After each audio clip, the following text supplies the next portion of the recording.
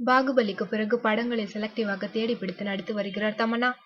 குறிப்பாக நயன்தாரா, த்ரிஷா, ஹன்சிகாவை தொடர்ந்து அவரை தேடியும் சில பிரபலமில்லாத நடிகர்களின் பட வாய்ப்புகள் தேடி சென்ற போது இந்த விளையாட்டுக்கு தான் வரவில்லை என்று கூறிவிட்டாராம். நான் எப்போதுமே பெரிய நடிகர்களுடன் தான் ஜோடி சேருவேன். இறங்கி வந்தால் அதன் பிறகு உச்சத்திற்கு செல்வது கடினமாகிவிடும் என்று திருப்பி அனுப்பிவிட்டார். அதே நேரத்தில் தான் விஜய் சேதுபதியுடன் தர்மதுரையில் நடித்த தமன்னாவிற்கு விஷாலின் புதிய பட வாய்ப்பும் கிடைத்துள்ளது. இதன் பிறகு முதல் கிரேடு நடிகர்களின் படங்கள் தன் பக்கம் திரும்பவில்லை என்றால் செகண்ட் கிரேட் நடிகர்களுடன் இன்னொரு ரவுண்ட் வருவோம் என்று முடிவு செய்துள்ள தமன்னா சமீபத்தில் கோடி ரூபாய் கொடுத்தாலும் அழுது நடிக்கும் வேடங்களில் நடிக்க மாட்டேன் என்று ஒரு ஸ்டேட்மெண்ட் கொடுத்துள்ளார். ஆனால் இப்போது அழுதுதான் நடிக்க மாட்டேன் என்று சொன்னேன், ஆனால் அழுத்தமான வேடங்களில் நடிக்க மாட்டேன் என்று சொல்லவில்லை.